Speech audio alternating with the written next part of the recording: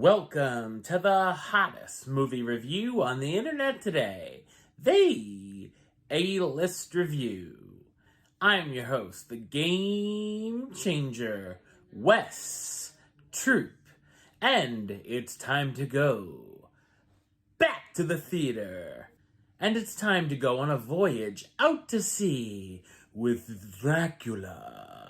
My review of the 2023 supernatural horror film, The Last Voyage of the Demeter, coming up now.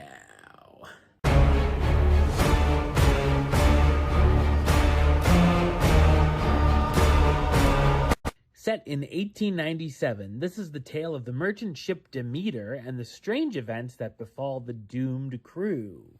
On their voyage from Transylvania to London, the crew find themselves in a battle for their lives as they're being stalked by a legendary vampire. You may have heard of him, Dracula. So what did I think of The Last Voyage of the Demeter? I thought it's a lackluster supernatural horror film. It's an adaptation of The Captain's Log, a chapter in the 1897 classic novel Dracula, written by Bram Stoker. The film is directed by Andre Øvredal, best known for directing films such as Troll Hunter, The Autopsy of Jane Doe, and Scary Stories to Tell in the Dark.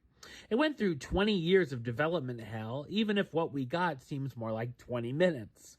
The practical creature effects on the monster look great, and there are some effectively creepy shots of him. It's also nice to see this different version of Dracula we're not used to seeing being portrayed here by Javier Botet. The film is also very bloody and surprisingly violent at times and doesn't hold back on the gore. While a lot of the film takes place at night, being that's when Dracula can come out to play, it's filmed too dark at times and can be tough to see what's going on.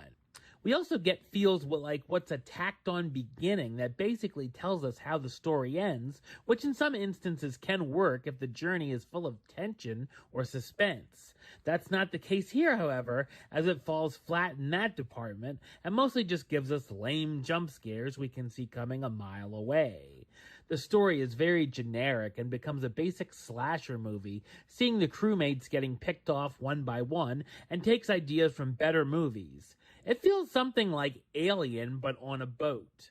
All logic is thrown out the window in this film, of course, as you think it would be pretty easy for the crew to find this creature during the daytime and do him in, but instead they wait to fight him at night.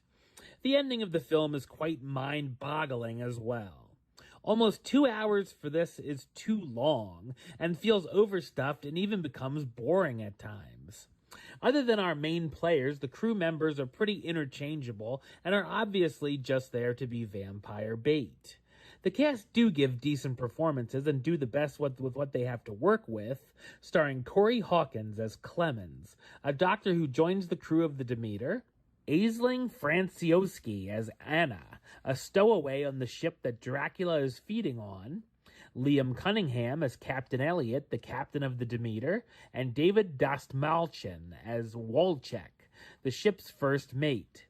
While The Last Voyage of the Demeter has an interesting premise, unfortunately it never feels too scary and becomes muddled in mediocrity.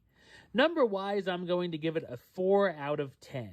Which gives it the A-list rating of meh, it's okay. Alright, well that's the show. I'll be back with another review very soon. But until then, don't forget to subscribe, like, and comment right here on YouTube. youtube.com/westside515. Like the show on Facebook, facebook.com/westtroupaylist. And of course, you can follow me on the Twitter, Instagram, and Letterboxd at Wes A-List. Twitter, X, you know it.